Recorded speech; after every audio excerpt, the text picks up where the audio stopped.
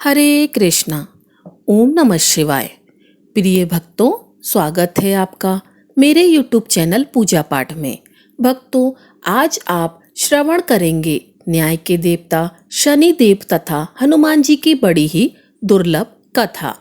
पुराणों के अनुसार शनिदेव का एक नाम कृष्ण भी है। यह नाम स्वयं श्री कृष्ण भगवान ने शनिदेव को दिया था। आज के दिन जो भी मनुष्य इस व्रत को करता है या कथा का श्रवण करता है तो उन भक्तों पर शनिदेव के साथ साथ हनुमान जी की कृपा भी प्राप्त होती है, क्योंकि शनिदेव से परेशान मनुष्य इस दिन हनुमान जी की कथा को सुनते तथा भजन कीर्तन करने से उनके सभी प्रकार की ग्रह बाधा साढ़े साती ढैया समाप्त हो जाती है और साथ ही शनिदेव की कृपा से भक्तों को रोगों से मुक्ति मिलती है, धन पुत्र व्यापार में तरक्की होती है, बुरा समय समाप्त हो जाता है। ऐसा हमारे पुराणों में वर्णित है।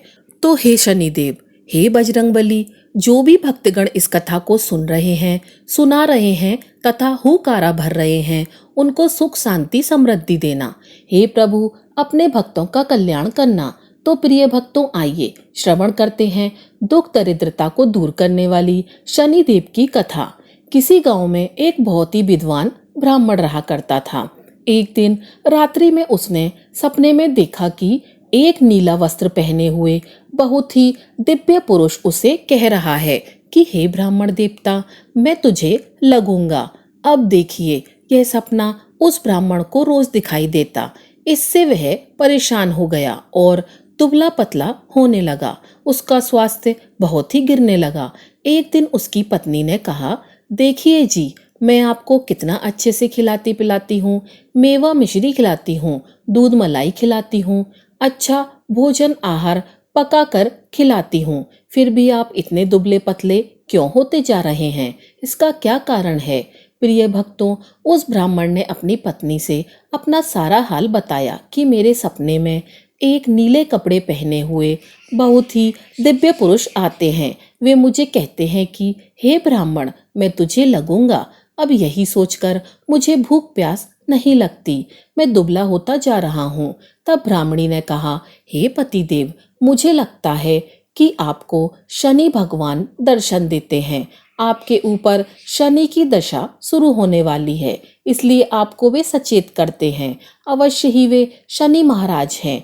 अब की बार जब दिखेंगे तो आप उनसे कहिएगा कि आप मुझे सिर्फ सवा पहर ही लगिए।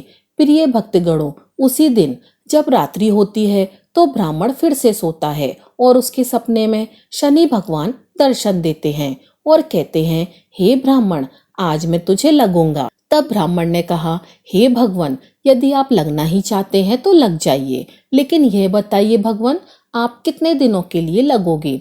तब शनिदेव ने कहा, हे ब्राह्मण, तुम्हारे ऊपर साढ़े साती शुरू होने वाली है, मैं तुम पर 7 साल के लिए लगूंगा।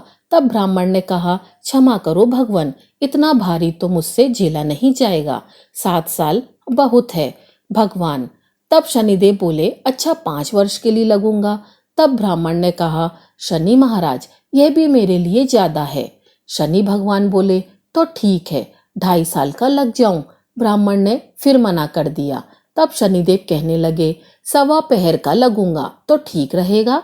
प्रिय भक्तों, उसे सवा पहर की शनि की दशा लग गई। ब्राह्मण ने नींद से उठते ही अपनी पत्नी से कहा, देखो, मेरे सवा पहर की शनि की दशा लगी है, सो मैं जंगल जाकर समय बिताऊंगा। तुम मेरे खाने पीने का सारा सामान बांध दो और मेरे पीछे किसी से लड़ना मत, घर में बैठी रहना, बच्चों को भी कहीं मत जाने देना और इस सवा पहर में किसी को गाली भी मत सुनाना। ऐसा कहकर ब्राह्मण अपने घर से जंगल की ओर चल दिया। जंगल में ब्राह्मण एक पीपल के पेड़ के नीचे बैठ गया और हनुमान जी का पाठ करने लगा।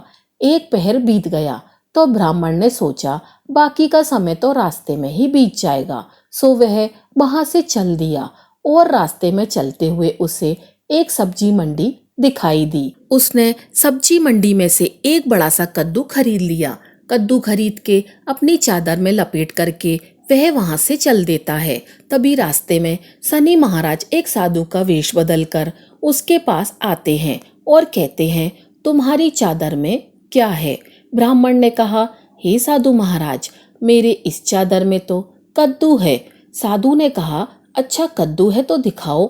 जब ब्राह्मण ने अपना चादर दिखाया तो आश्चर्य, उसमें तो उस राज्य के राजा के बेटे का कटा हुआ सर था। यह देखते ही साधु महाराज, जो कि शनिदेव थे, उस ब्राह्मण को लेकर राज दरबार में पहुंच गए और राजा से कहने लगे, महाराज, यह देखिए, यह दुष्ट दुराचारी आपके पुत्र का हत्या करके उसके सर को काट के अपनी चादर में लेकर घूम रहा था। इसे आप दंड दीजिए। प्रिय भक्तों, राजा ने जब यह सुना कि उस ब्राह्मण ने उसके पुत्र को मार दिया है, राजकुमार की हत्या कर दी है, तब राजा बहुत ही क्रोधित हुआ। उसने कहा, मुझे मत दिखाओ, मुझे यह सब कुछ नहीं देखा जाएगा। हे सैनिकों, तुम इसे तुरंत ले जाओ और इसे सूली पर चढ़ा दो। प्रिय भक्तों, जब नगर में यह समाचार मिला कि राजा के पुत्र का सर कट चुका है, एक ब्राह्मण ने उसकी हत्या कर दी है, तो नगर में हाहाकार मच गया और उस ब्राह्मण को सैनिक सूली पर चढ़ाने के लिए ले गए। जब फांसी पर चढ़ाने ही वाले थे, तब जैसा कि नियम होता है, मरने वाले से उसकी अंतिम इच्छा को पूछा जाता है, तो सैनिकों ने भी ब्राह्मण के अंतिम इच्छा को पूछा। सैनिकों ने कहा, हे ब्राह्मण, बताओ तुम्हारी अंतिम इच्छा क्या है?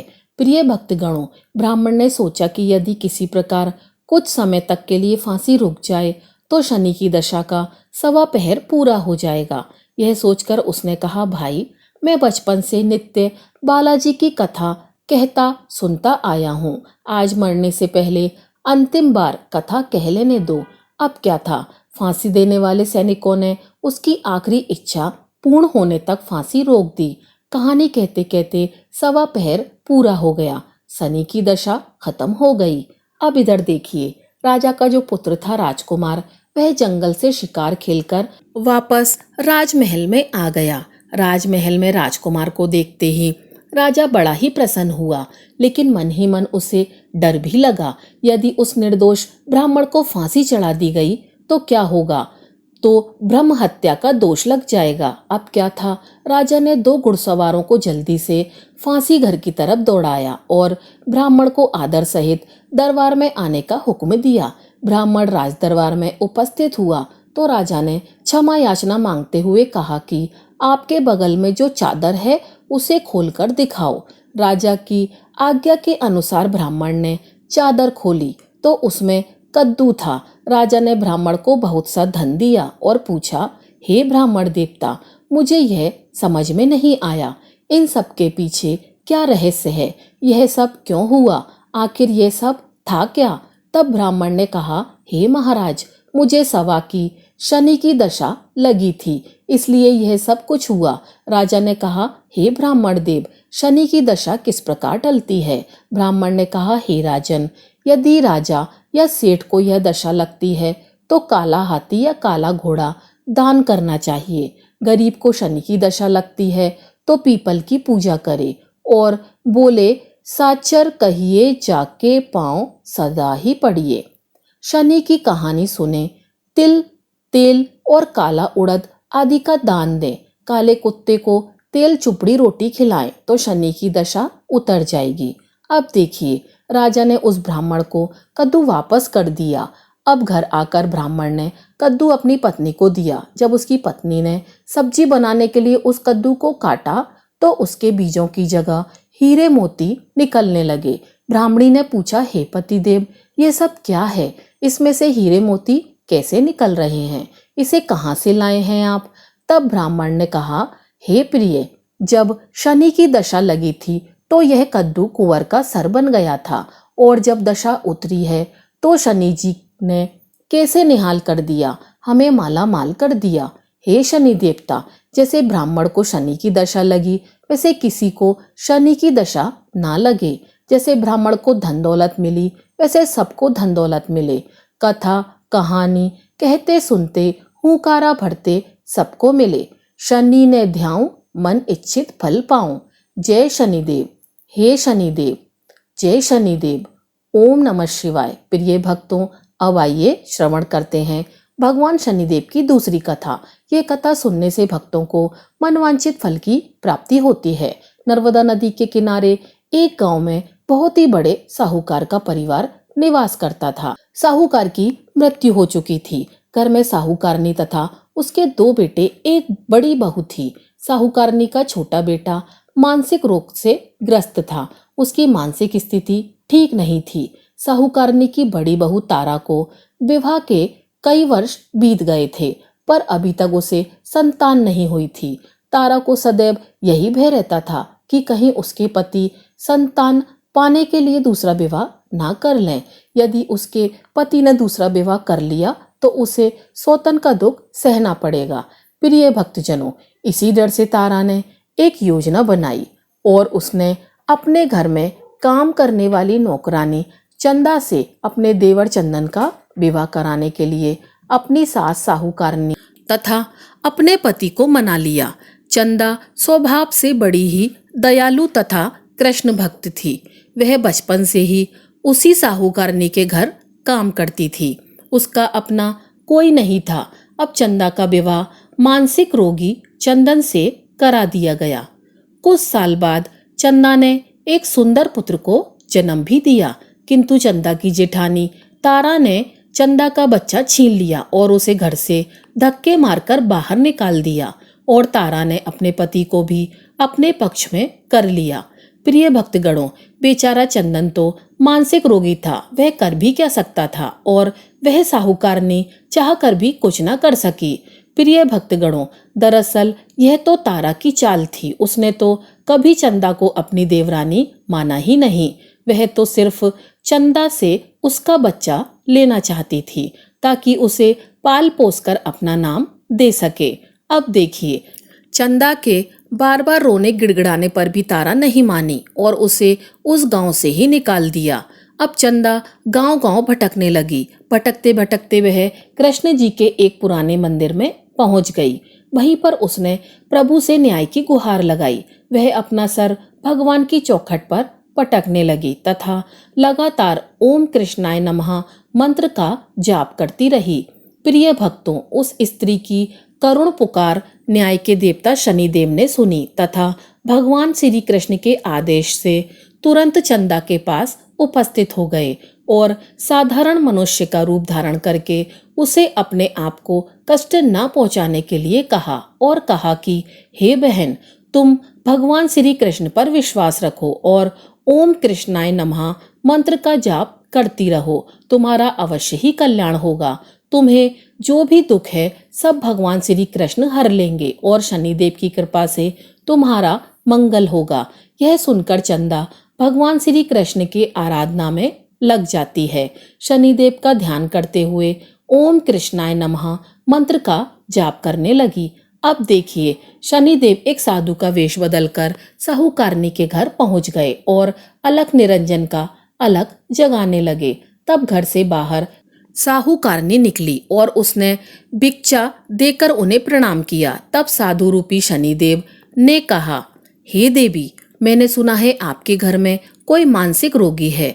मैंने 7 सालों से हिमालय के जंगलों में भटकते हुए बहुत ही दुर्लभ जड़ी बूटी इकट्ठी की है जो हर प्रकार के रोगों को समाप्त कर देती है। यदि आप कहें तो मैं आपके घर के मरीज को ठीक कर सकता हूँ। प्रिय भक्तों, उस साहूकारनी ने कहा, हे महात्मन, अहो भाग्य जो आप यहाँ पधारे। हाँ महाराज जी, मेरा छोटा बेटा जो कि दिमागी रूप से बीमार है, आप उसे ठीक कर दीजिए। आप जो चाहोगे मैं वह आपको दूंगी। आइए, घर के अंदर आइए। साहूकारनी ने अपने बेटे चंदन को साधु महाराज को दिखाया, जो अब चंदा के चले जाने से बहुत ही दुखी था। साधु महाराज ने अपने कमंडल से जल निकालकर उसे अभिमंत्रित करके चंदन को पीने के लिए दिया।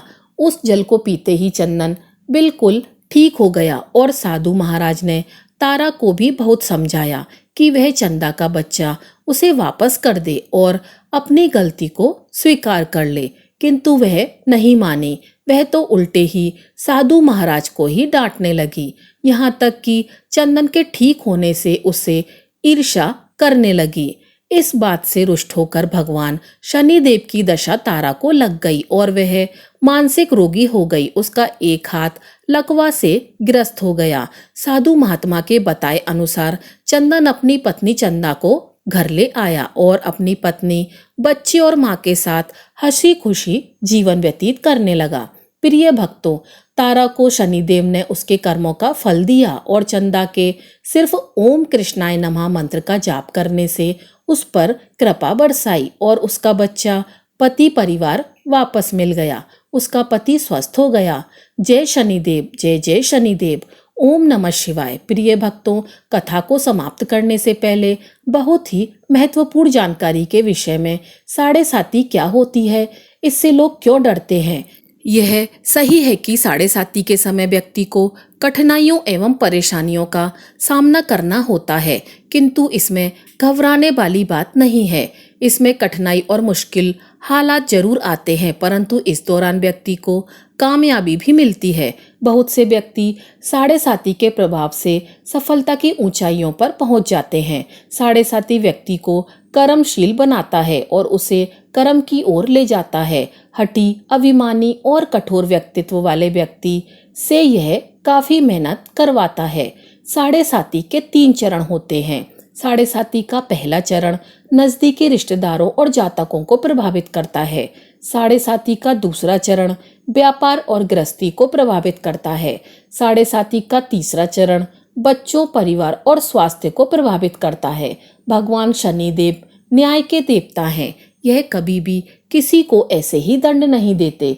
यदि दंड देते हैं तो उसे उसके साथ बहुत ही बड़ी शिक्षा भी देते हैं। जैसे एक माता अपने पुत्र की गलती पर उसे दंड देती है, उसकी भलाई के लिए, उसे सही मार्ग पर जाने के लिए, ठीक वैसे ही शनिदेव कर्म और न्याय के पथ पर चलने के लिए मनुष्य को दंड देते हैं, ताकि वह डरकर आगे ऐसा कार्य ना करे और अपने जीवन को सरल और सार्थक बनाए। भगवान शनिदेव तो न्याय की मूर्ति हैं। इनकी पूजा तथा भक्ति करके धन दौलत से संपन्न हो जाते हैं। सफलता की नई ऊंचाइयों को व्यक्ति छूता है, जीवन में तरक्की करता है, घर में सुख समृद्धि वैभव का आगमन होता है, व्यक्ति का जीवन सुखमय हो जाता है। भगवान शनिदेव को प्रसन्न करने के लिए शनिवार के दिन पीपल के पेड़ के नीचे शाम को दिया अवश्य ही जलाएं और कुत्ते को तेल से चुपड़ी रोटी खिलाएं। शनिवार को जल में तिल डालकर पीपल को जल चढ़ाएं। इससे शनिदेव अत्यंत ही प्रसन्न होते हैं और महामंत्र ओम कृष्णाय नमः मंत्र का जाप भी करें। ओम गंग गणपते नमः। पौराणिक कथा के अनुसार बहुत पुराने समय की बात है। एक साहूकारनी थी। उसका बेटा और बहू थे। पति की मृत्यु युवा अवस्था में ही हो गई थी और इस तरह उस साहूकारनी का रोज का नियम था, वह हनुमान जी के मंदिर में जाया करती थी और साथ में पूरी, हलवा और चूरमा बनाकर ले जाती थी और हनुमान जी से कहती थी, कांधे सोटो लाल लंगोटो, हनुमान जी खाओ चूरमे और रोटो, मैंने तुम्हें दिया जवानी में, तुम मुझे देना बुढ़ापे में। अब क्या था, पूजा करने के बाद वह साहूकारनी अपने घर आई तो उसकी बहू बोली, सासू जी तुम चूरमा रोटी लेकर कहाँ जाती हो रोज? वह साहूकारनी बोली, बहू बालाजी के मंदिर में जाती हूँ। बहू बोली, मंदिर में तो नहीं जाती आप, हमें तो लगता है आप अपने खाने के लिए रोज चूरमा और हलवा पूरी बनाती हैं और चोरी चुपके जाकर कहीं खा लेती हैं। प्रिय भक्तों, सास अपनी बहू की बातें सुनती है तो भी कुछ नहीं बोलती है और उसे मन में बड़ा दुख होता है। उसे यह दुख होता है कि वह भगवान की भक्ति करती है और उसकी बहू उसे चटोरी कह रही है। अब क्या था, दुख के मारे वह जाकर अपने कमरे में सो जाती है। सोते सोते 5 दिन हो गए। हनुमान जी सपने में आए और बोले, हे साहूकारनी, तुझे तो जवानी में दिया है, मैं तुझे बुढ़ापे में देता हूँ। साहूकारनी बोली, हे हनुमान जी, आज तो आप मुझे खाने के लिए दे देंगे, लेकिन रोज कौन देगा? हनुमान जी बोले, हे साहूकारनी, मैं तुम्हें रोज दूंगा। अब क्या था, हनुमान जी की महिमा देखिए। उन्होंने साहूकारनी को खाने के लिए चूरमा, रोटी, हलवा, पूरी दिया। साहूकारनी चुपचाप चूरमा रोटी खा लेती है। इसी प्रकार 5-6 दिन बीतते हैं और धीरे धीरे बहू के घर में से अचानक अनाज इत्यादि खत्म होने लगते हैं। उसके पास कुछ नहीं रहा, सब चीजों में घाटा पड़ गया। बहू ने सोचा, सास को 7 दिन हो गए हैं, मैंने तो उन्हें खाने को कुछ भी नहीं दिया, देखूं वह कैसी हैं। अब देखिए, बहू अपनी सास के कमरे में जाकर देखती है तो उसने क्या देखा कि उसकी सास तो अच्छी भली मोटी ताजी है। बहू बोली, सासू जी, मैंने तुम्हें खाने को भी नहीं दिया और तुम क्या खाती हो, इतनी स्वस्थ और मोटी ताजी हो। सासू बोली, मुझे तो हनुमान जी मीठी मीठी हलवा और रोटी दे जाते हैं, मैं वही खाती हूँ। अब क्या था, बहू सास के पैरों में गिर गई। उसे पछतावा हुआ। वह बोली, हे सासू जी, हम तो तुम्हारे भाग का खाते हैं, हमारे घर में तो कुछ भी नहीं रहा, मैंने आपको खाना नहीं दिया, मैंने आपकी भक्ति को झूठा समझा, आपको चटोरी समझा, इसलिए भगवान ने मुझे दंड दिया। 7 दिन के अंदर ही हमारे घर से अनाज, धन इत्यादि समाप्त हो गया। हे सासू माँ, अब आप ही सब कुछ संभालो, मुझे आपकी भक्ति पर विश्वास हो गया। आपने हनुमान जी को भोग लगाया जवानी में और हनुमान जी ने आपको वही भोग बुढ़ापे में लौटाया। आपका पेट भरा। हनुमान जी की महिमा अपार है, कोटि कोटि प्रणाम है। प्रिय भक्तों, अब क्या था, उस सास ने खुशी खुशी घर की सारी जिम्मेदारी संभाल ली। सास यानी कि वह साहूकार ने हनुमान जी को रोज चूरमा, रोटी, हलवा, पूरी खिलाया करती थी, हलवा पूरी चढ़ाया करती थी। फिर घर में बहुत बरकत हुई और खूब धन दान आने लगा। हे हनुमान जी महाराज, हे बालाजी, जैसे आपने उस साहूकारनी को दिया वैसा सबको देना, सबके घर में अन्न धन के भंडारे भरना, सबका मंगल करना। इस कथा कहानी को कहने वाले, सुनने वाले तथा हुंकारा भरने वाले सभी को देना। बजरंगबली हनुमान जी की जय। तो प्रिय भक्तों, यह थी हमारी आज की कथा। अगर आपको कथा अच्छी लगी हो तो वीडियो को लाइक कीजिएगा और चैनल को सब्सक्राइब कीजिएगा। आपका दिन शुभ हो।